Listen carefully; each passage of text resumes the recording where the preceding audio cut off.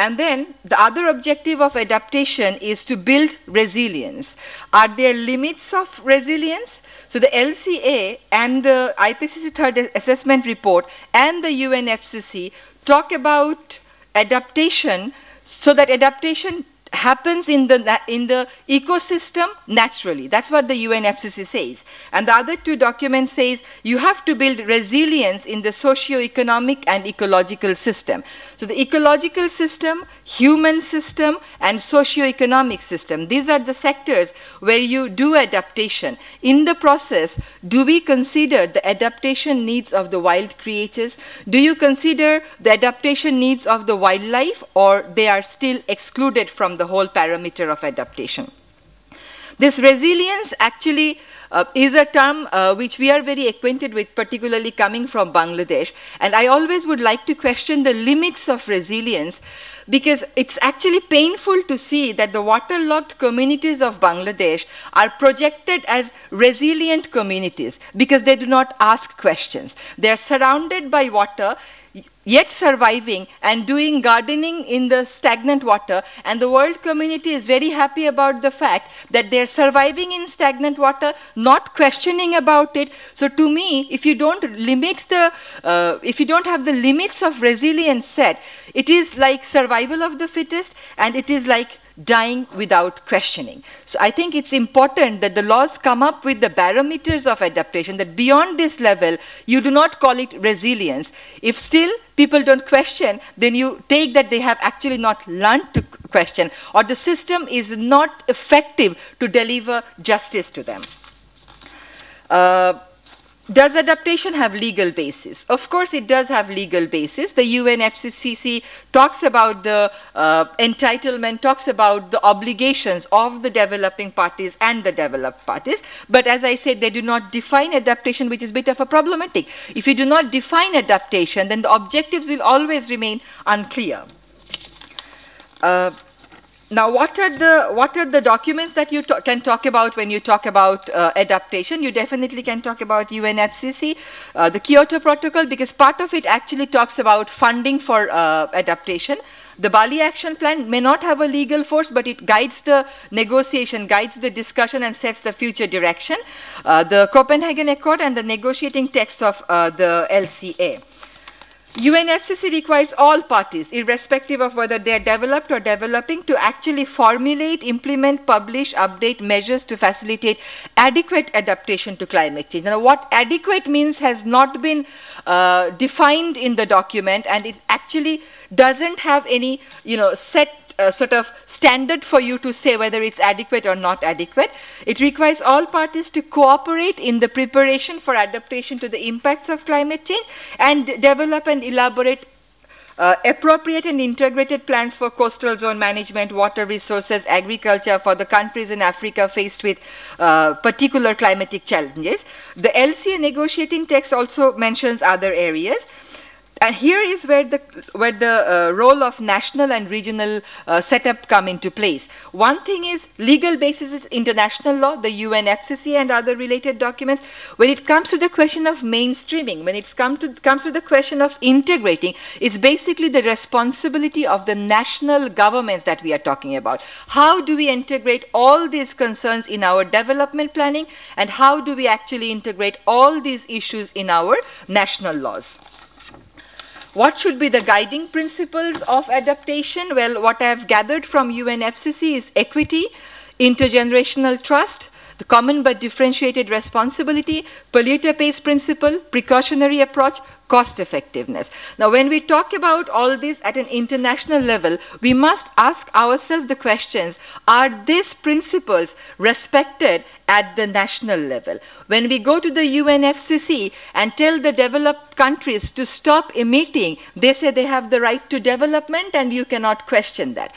When back home, I deal with my government and tell the government to punish the polluters, to take measures against the polluting industries, my government sets development as the priority and environment somewhere gets lost. So how do we actually ensure that these principles are operated at the international level as well as the local level? And that is where the mindset actually has to play a major role. The UNFCCC is more or less clear about the obligations of the developed country parties. The developed country parties will have to take the lead in combating climate change and adverse effect thereof. They have to meet the costs of adaptation. They have to provide financial resources. They have to facilitate transfer of technology. The ratio of contribution by the developed countries, which country pays to whom, is uncertain, however. The developing country parties do have some entitlements. The various documents talk about developing country parties and then go on qualifying the developing country parties. So they can be the least developed countries, they can be the developing countries which are particularly vulnerable to climate change, they can be the small island countries, low-lying coastal area countries, then most vulnerable countries. But the criteria against each of these countries have not been set. It is a degree of uncertainty, and for law to deal with uncertainty is actually a problem.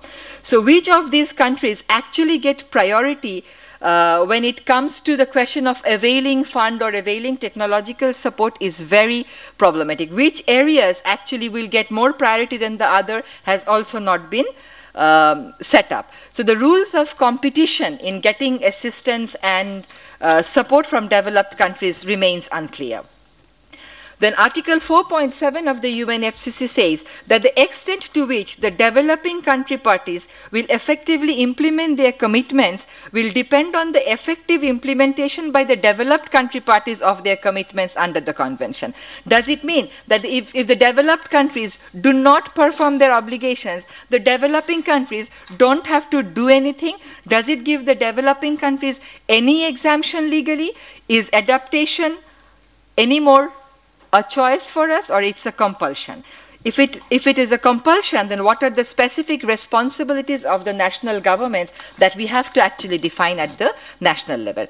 Now, the needs and gaps are many. I would not go into the gaps regarding funding, technology transfer, because those have been talked about since yesterday, but I would like to flag a number of gaps and needs which are not the common needs and gaps as we see them. What are the effectiveness of the regional forum? Are the regional forum effective to deal with the adaptation needs of the different region? Because in the regional forum, within a region, there are conflicting national priorities and there are differing abilities. What India considers priority for management of the transboundary water sharing, Bangladesh doesn't consider that as a priority. What is a priority for China is not a priority for India over natural resource management. There is another challenge in terms of implementing the national laws, implementing and updating the national laws and policies to actually incorporate and reflect on the various responsibilities of the national government with regard to adaptation. Implementing NAPA is a problem for the countries. If you see the brackets in the LCAs, I started counting those yesterday and at one stage got fed up. So how do you actually deal with 71 brackets in a negotiating text? Defining responsibility is a problem. Monitoring performance is a challenge. Demanding accountability, both at the national level, at the regional level, and at the international level, is a challenge. US doesn't want to be accountable. Our national governments do not want to be accountable to us. Linking events with climate change. I say that this disaster is increasingly happening in Bangladesh due to climate change. So I want compensation. Now, how do I actually establish the linkage between this particular disaster and climate change remains a challenge. The other challenges, of course, are in respect of funding. Should we demand funding because the developed countries will have to pay off their climate debt? Has climate debt been defined as a concept, been defined and accepted as a concept? We have talked about capacity building in understanding, capacity building in sort of dealing with the disasters, but an additional test of capacity building is being talked about when it comes to the question of developing countries. Even if we give money to the developing countries, do the developing countries have the capacity to manage the fund? This has become another question in the whole arena of capacity building in the negotiation of climate change. I'm coming from Bangladesh. We have to talk about displacement. We have to talk about migration. And we have to talk about planned relocation. Where does that take place? Within the territory of Bangladesh? Bangladesh is already an overly populated country. 17% of our landmass will be lost if the extreme predictions about climatic change actually happens. Where do these people go? Don't they have a right to actually live in their own country? How do we sort of respect that right? There are uncertainties with regard to time frame, finances, predictions, data and information. We talk about sustainability of the adaptation measures. We must talk about cost effectiveness and sustainability. How do we address the EIA issues? How do we incorporate the social impact assessment issues? How do we ensure public participation in the laws? We talk about market-based solutions. If and at the same time we are talking about community-based adaptations. Community control over markets, how do we establish that? How are communities safeguarded against false solutions that the market may be suggesting? So my final questions are, if climate change is taken as a justice issue, how should the regulatory regime define the objectives and guiding principles of adaptation? Should adaptation be right-based to be adequate, effective? What sort of institutional setup is needed to deliver?